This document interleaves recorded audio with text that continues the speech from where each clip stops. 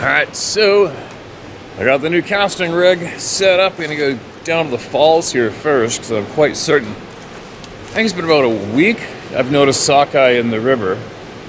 So there should be a whole bunch of them in this below the falls here. So that'll be my trial run for the new rig. My floats on it might not be big enough. We're going to find out. And yeah, it's kind of unfortunate with the camera yesterday, but to be honest, I've been doing that for about 2 years. Maybe even a little more. I haven't lost one camera doing this. I've lost one camera in the ocean doing my underwater ocean filming. I think I've got about 6 or 7 or 8 GoPros. And how I bought those was when I was living near Whistler, British Columbia, which is basically one of the capitals of the Smiths keeping up with the Joneses and an international ski destination, one of the #1 in the world. All you got to do is go in a marketplace in Whistler and look up GoPros for sale, and there'll be literally dozens of them for everything from $75 to $150, right? So I grabbed up a whole bunch of them, anticipating losing them. And my line on my rod previously was 15-pound test. I just used my steelhead rod, but I figured, oh well, you know, I'm careful enough and I'll change the leader enough, it'll be fine. Well, it caught up to me. So anyway, so yesterday I went and bought some 50-pound braided line. I don't know how that's going to cast. We're going to find out in a minute. And, oh yeah, they're jumping down there right now. Wicked. Oh, they're all over the place. This is going to be a cool video. And then what I'm going to do is, it's so loud down here, I'll go somewhere else and make some video shares, and I got some good, cool, potential cool news to share. And I'll get that email shared that I was interrupted on with the monster frickin' brindled up mastiffs that showed up yesterday. And yeah, and a quick note on that, it's unfortunate people do that, it's not too cool. I'm alright, but afterwards I was picturing if somebody had a dog down there, just a regular one dog with a, who knows, an elderly couple, whoever, it's a park. Imagine if somebody had their pet down there and those dogs decided to shred it to bits. There's not a collar on those dogs, there's no leash, and it was kind of irresponsible of the owner for sure. But what do you do, right? But anyways, you know, I've got people emailed me right away. Where's your sidearm? Where's this? Where's that? Where's your weapon? You know, don't forget, I'm in the Republic of Canada. They don't want us to be able to protect ourselves in a lot of places, so maybe I got a weapon, maybe I don't. I'll tell you what, if I did have weapons on me and advertised on YouTube, the cops would be after me right away. Because that's just what happens in Canada. Anyway, here I go. Okay, here we go. First cast with the new rig. See how it works out.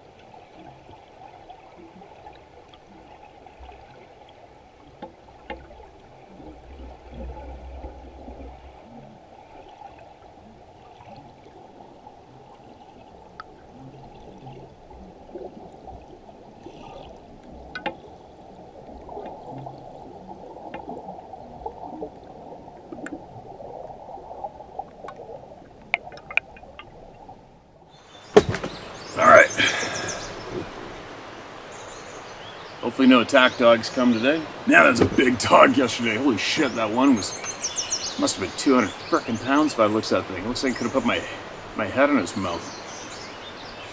Not too cool a thing to do being a dog owner if you had can't help but think if someone was, you know, say an elderly woman was down here with her little dog off of a leash for a minute or something, or even on a leash, and all those mastiffs without collars on them decided to gang, violate, and murder somebody's dog. There's nothing you could do to stop them.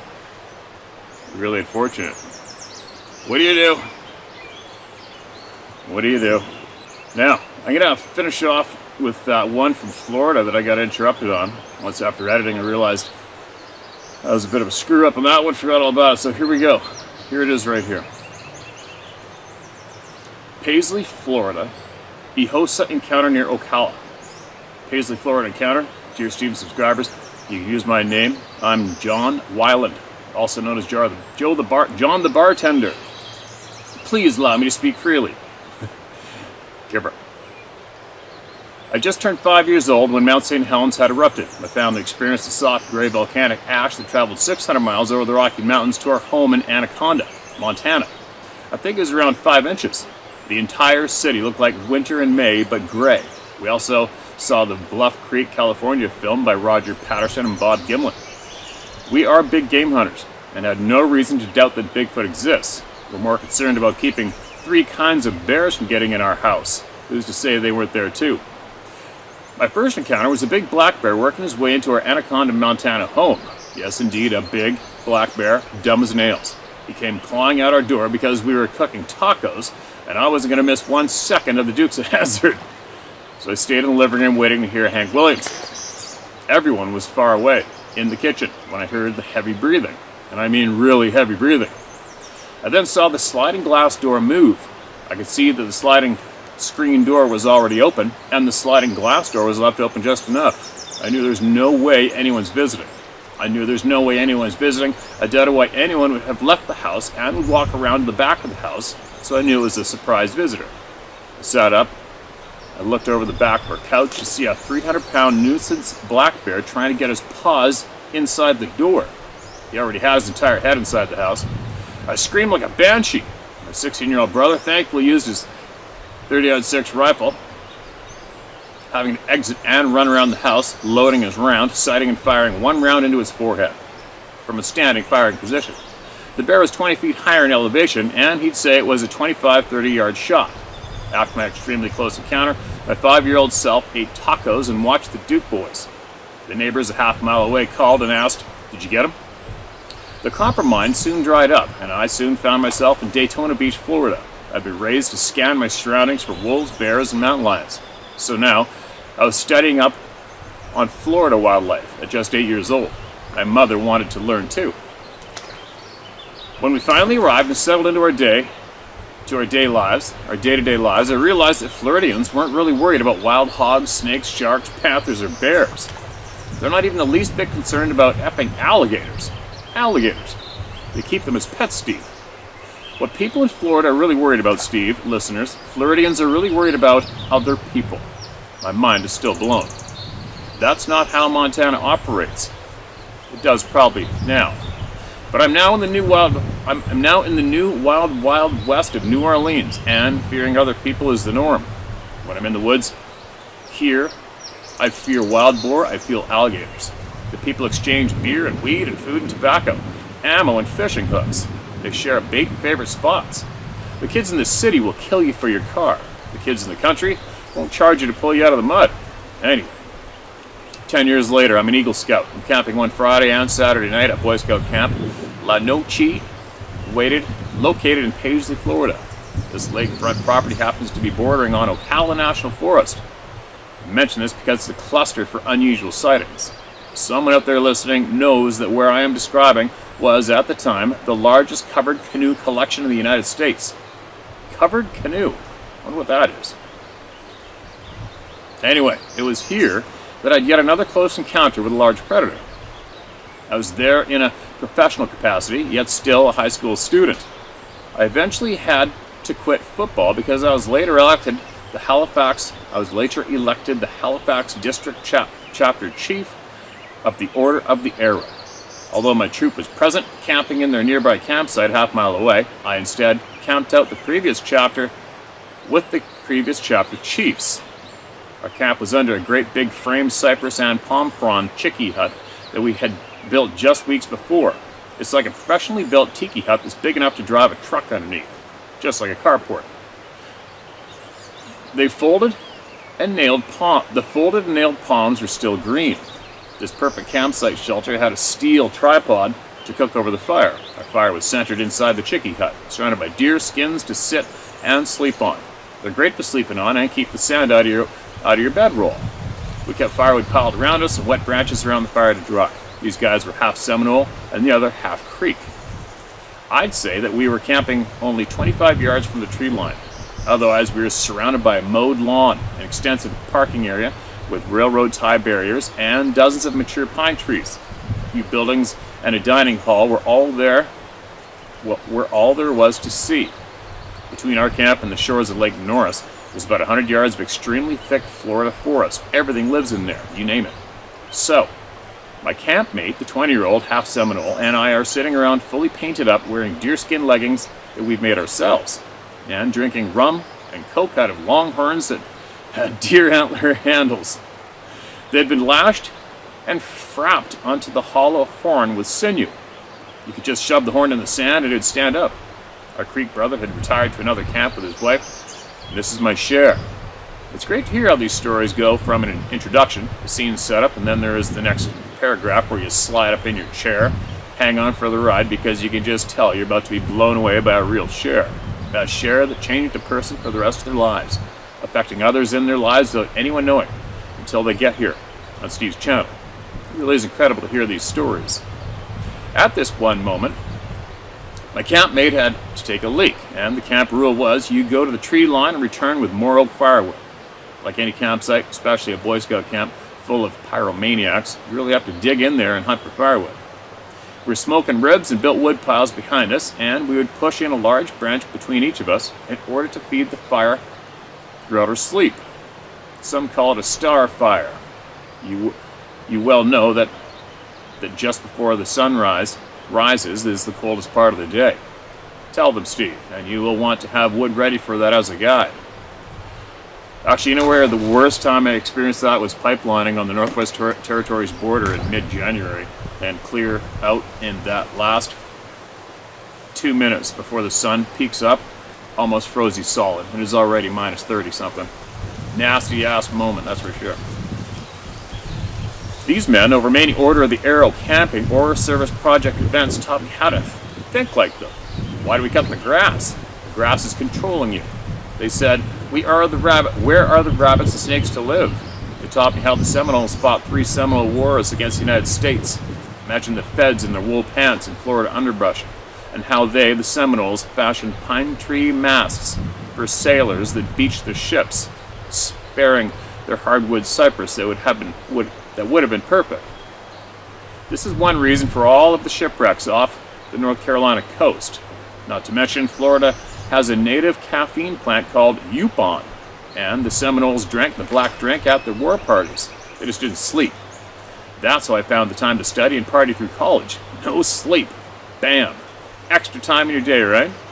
I know, not so much really, but it is possible with stimulants for short periods of time. They not only taught me to cut and tie deerskin leggings and shoes, but they taught me how to walk through the brush and how to do it silently. He was teaching me the barred owl calls, yet again, because it's amazing and terribly taboo amongst the Creek and Seminoles. The owls called the names of those next to die. I was taught, and that mimicking it is not allowed on the reservations. It is amazing to have the birds over your campsite. The owls will get together regardless. Might as well have them in your branches, so we called them, and they came. So my friends strolled into the woods to take a leak and retrieve some fallen branches. I thought nothing of how easy it was for any of us to easily wander further into the tree line with our deerskin leggings and shoes. It's loud, even for 30 yards, with a crackling campfire. I could hear my colleague out there breaking branches and building himself a pile of firewood. We never feared the forest, ever.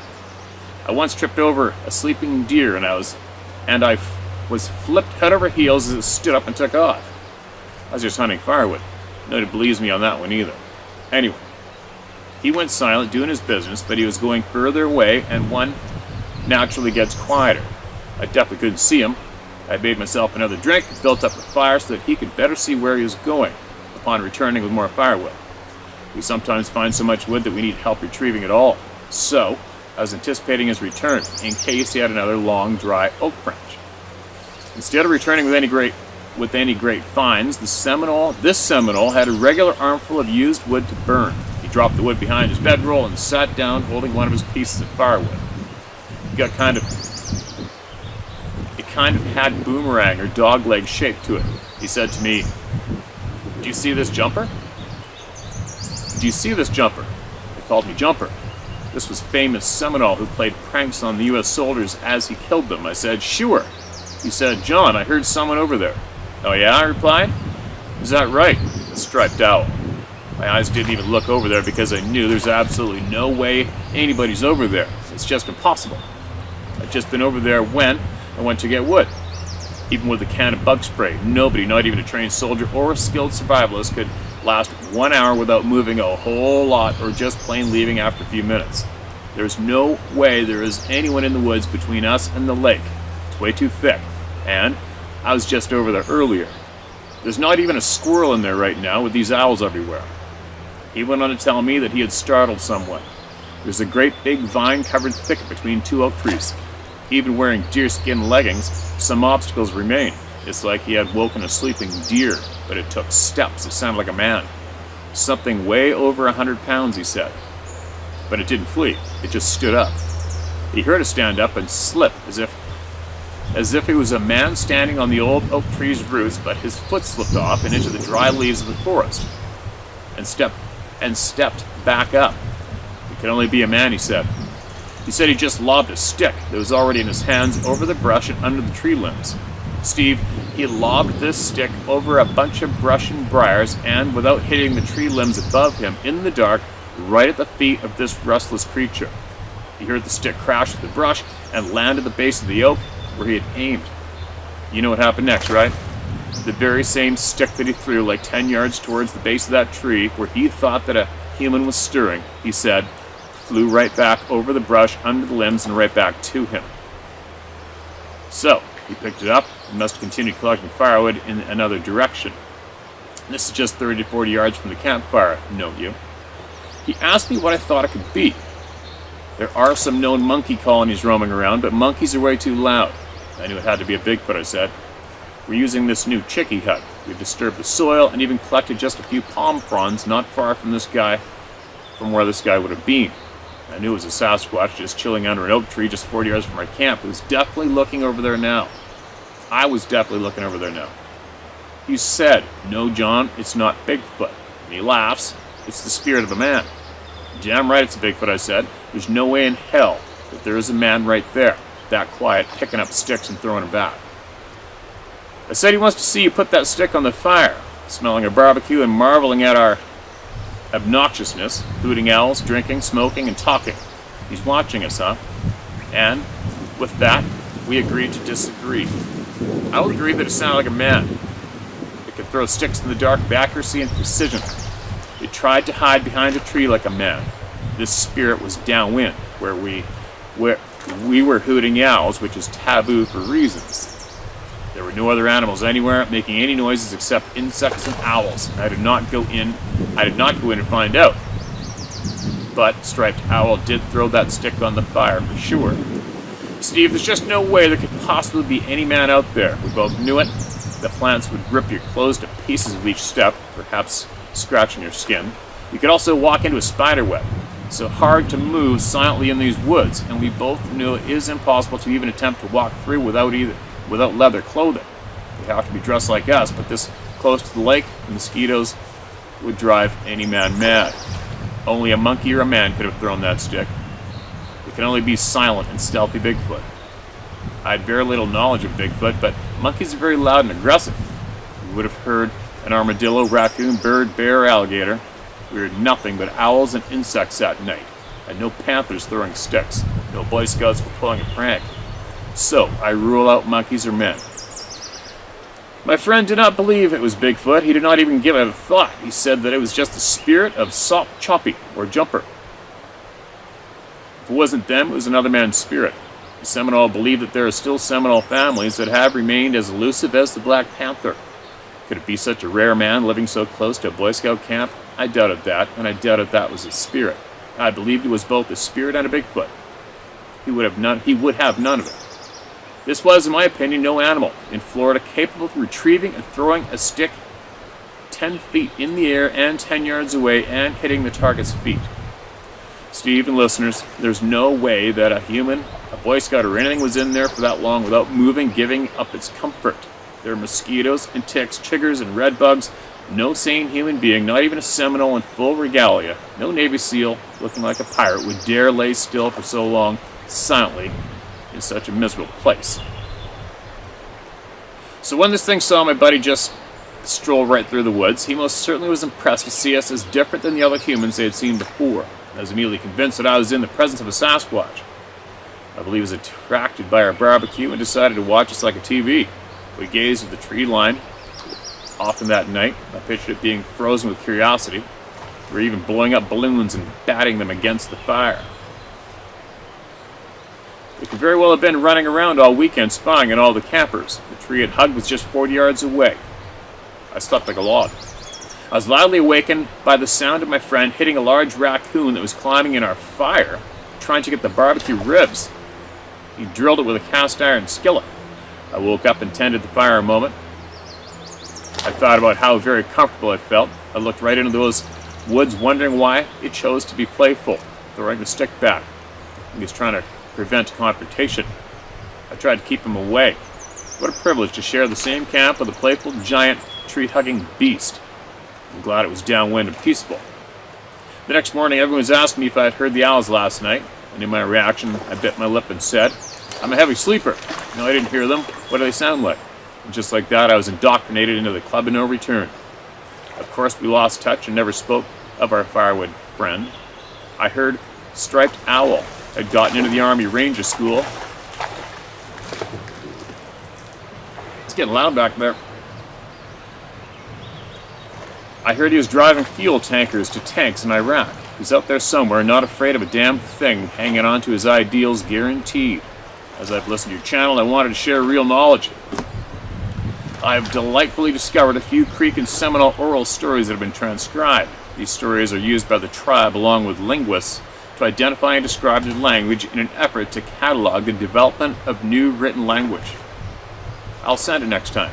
They're called Ihosa, the Seminole tribe. Last time you heard my up-close encounter in the 7th with 7 Black Panthers. I'll share my last, way too close to me, elk story. By the way, I've heard mention that there is no game that will hide behind trees on its hunter. I disagree and challenge this. The American turkey that Ben Franklin wanted to be our nation's symbol. They're smart birds. They hide between trees, blocking line of sight for sure here in the South. The moral to my story is that if everyone is in the kitchen, lock the doors. Sincerely, John the bartender. P.S. I now carry my small chainsaw because of you. Whew! Holy shit, dude! That was a long story to tell about a stick getting thrown. Thanks for sending that in. And yeah, you know what? I know I've mentioned that animals won't hide behind trees. Of course, game will hide behind trees. And I've hunted turkey in Florida. I've hunted them in Alabama and Mississippi, Tennessee, Missouri, Arkansas. I've hunted turkey everywhere. But anyway, what I'm getting at is when I'm talking about game hiding behind a tree is when if you look and you look at a tree and you see a deer poking its head out behind a tree like this, and when you look at it, it goes like this to get back behind the tree. They don't do that. Grizzlies don't do that. Bears don't do that. Elk, moose, caribou, sheep, wolves, wolverine, none of those animals do that ever. They do not use a tree intentionally as a hiding tool and peek at us like this, and then peek away when we look at them. Ever. But anyway, thanks for sending that in, man. That was a long one, alright? That was a long one for me. Getting distracted by the splashes behind me. Let's get into another one. I appreciate what you sent in, man. That was a long one.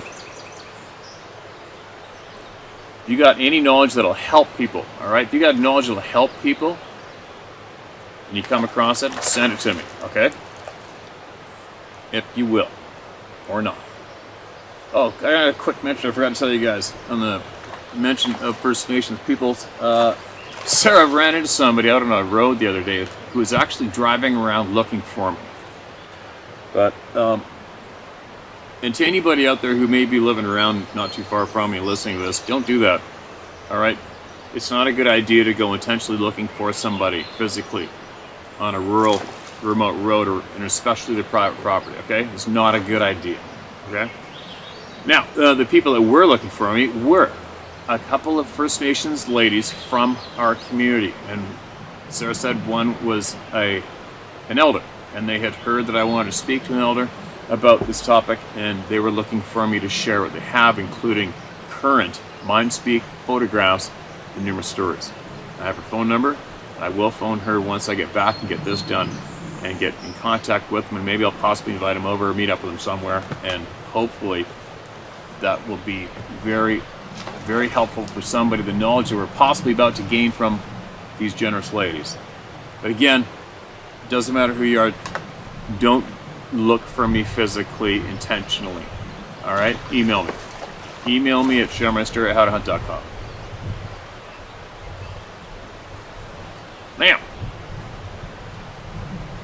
let's see what's next. This is titled "The Guy I Seen." Here's a sketch of the being that I was privileged to see. At the moment, I was pissing my pants. A few days later, I realized that I was never in danger. The only reason he let me see him to begin with, was to keep me from seeing his family. As I retreated, so did he. I looked back to make sure he wasn't coming after me. He looked back to make sure I was still leaving. My whole perspective on the world has changed. Now I am a knower, but I am left with so many questions. Like you, I want to know why we're lied to.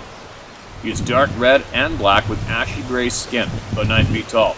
I would guess about 800 pounds. Huge. It's been 3 years and that's it. Thanks for doing your job. Man, no need to share my name. Alright, I'm going to hold this one up because this camera works for this.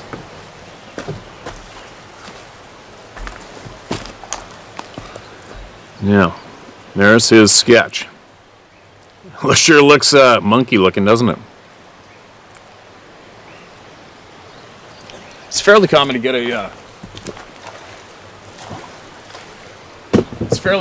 the primate description, but it sure is more common to get the man-like description, isn't it? When it comes to seeing these things, or variations, or whatever people are seeing. Thanks for tuning in. Welcome to the club of no return. There's no leaving. It's like getting a tattoo.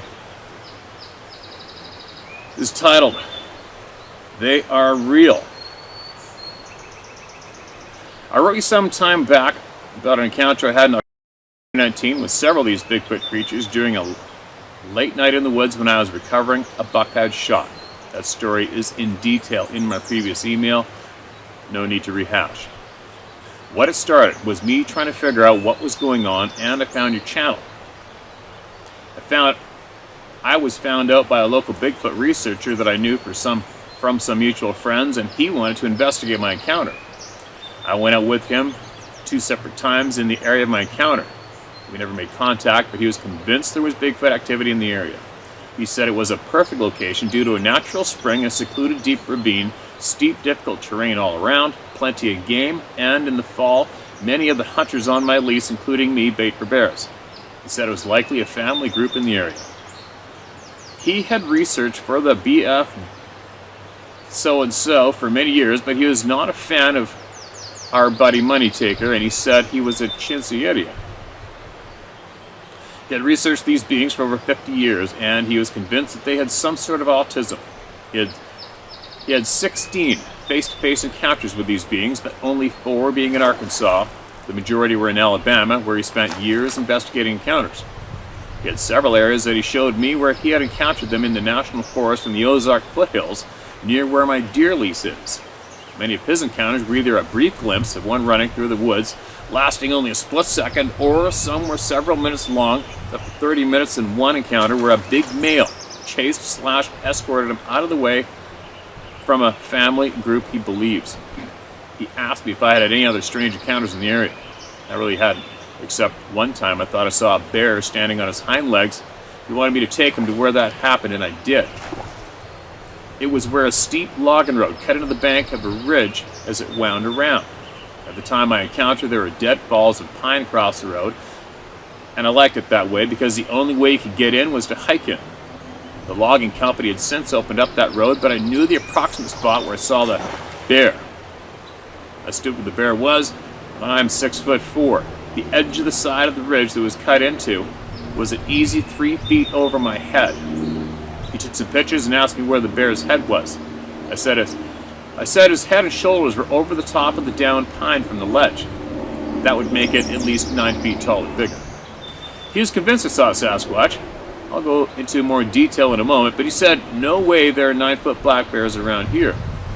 I told him there was one named Donut that we were sure was pushing 600 pounds hard. I have pics of that bear. We've had many of them on our trail camps. A 411-pound bear was killed there the year this happened, but he was maybe 6 foot, which I'm told is a huge black bear. I don't hunt them, I just like to get them on trail camera unless they cause trouble. I've seen a ton of black bears in my area, but none standing on their hind legs. They seem to know when I'm feeding at my bait sites, because I occasionally catch a glimpse of them peeking around a tree at me or moving through the timber thinking they are hid. The investigator has since passed away, so I don't have the pics using me for a frame of reference, but I'm going to redo that anyway just for my information on this. The encounter with the black bear / Bigfoot happened about 6 years ago in around late summer, probably August in 2016. This is one of my stand locations on a travel route for bears and deer as well as all the local critters. I was on the side of a ridge on a lock on tree stand with a view of timber pad flattened out on top of a steep ridge. The logging road in front of me went down to about a 30-degree angle from the timber pad. I'd bushwhacked a path for my four-wheeler to come up the backside of that ridge. It was a sphincter tightening ride in because you had to be careful not to flip over. I got in there with my nephew, and I had the equipment to put a bear-proof feeder in a big oak tree. To my right, front, in the creek bottom at the bottom where several ridges intersected was a huge bait site for bears. The guy was a hardcore bear hunter and put tons of pastries and corn, etc. on that site every year. My area was a travel corridor where the bears mainly would hang out until dark and eat a little corn before going down to gorge at the bait site after dark.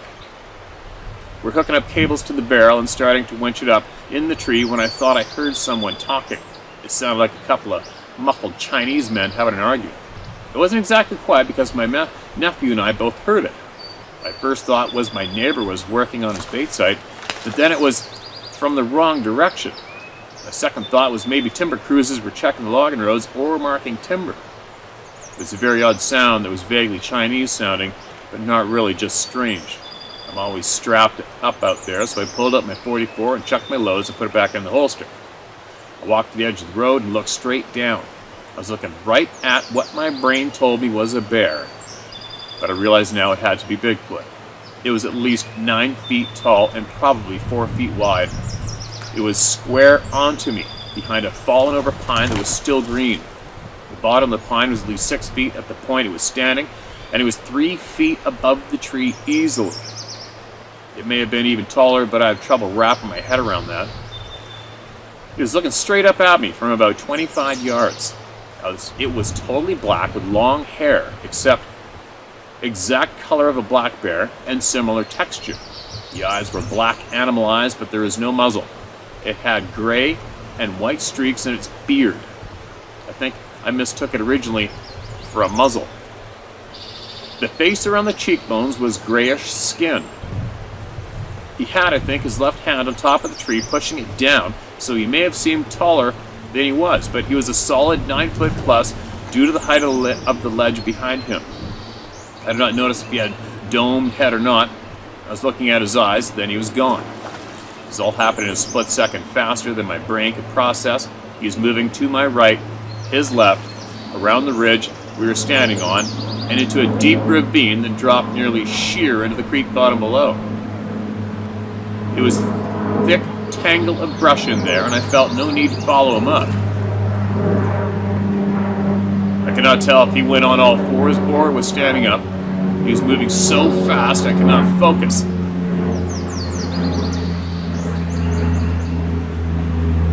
I hate planes. I don't know if he ran on two legs. He was not fully erect, but leaning over due to the steepness on the hillside. You climb that slope, but you would need a rope to pull yourself up on the trees. It was that steep and thick with brush. I do know if he wanted to kill us, I don't think I could have drawn and fired before he would have been on us. My nephew saw a black flash, and that was it. At the time, we finished our job and loaded the feeder and set the cameras. It was not out of the ordinary to see bears in this area, and I knew there were some very large ones. It has taken me 6 years to process what happened in less than half a second. It is like a freeze frame in mind. I felt no fear at all, no sense of dread. It was like an oh shit moment for me and the big guy. Then, we just went about our day. It was in 2019 I found myself in the middle of what I think was a hunting party that is definitely a different vibe than this encounter. I also, in 2020, early season, my stepson and I were bow hunting this area, and I was in the area where I got in the middle of them because there is an awesome game trail the deer use, but it is a hard climb down into a hole, and at the first hint of darkness, you have to leave because of the thermals will give you away. Anyway, I climbed out of the hole, and as soon as my boots hit the skidder trail, there was a loud whistle, like a train whistle, from near my stand below, about 8 yards away. It was so loud it vibrated in my chest. My stepson heard it over 400 yards away and thought it was a deer blowing at me. I told him, "Welcome to the club." That was not any deer, and it was time for us to leave. My nickname is Big A, so feel free to use that. I've gotten so much ridicule from my encounter when I told people, I just don't talk about it unless someone asks me specifically. All my friends think the trail cameras would have captured them if they were real. I tell them they are real. They just laugh and say, whatever. Sorry my bear pictures will not post for some reason. I can send them in a separate email with a pic of me standing where the big man was if you want. Thanks for sharing, Steve. It's truly the only safe place. Alright, man. Thank you for sending that in. There's people like you that make it safe, right? If you want to send the pictures, send away. I'm sure somebody will want to see them. I gotta,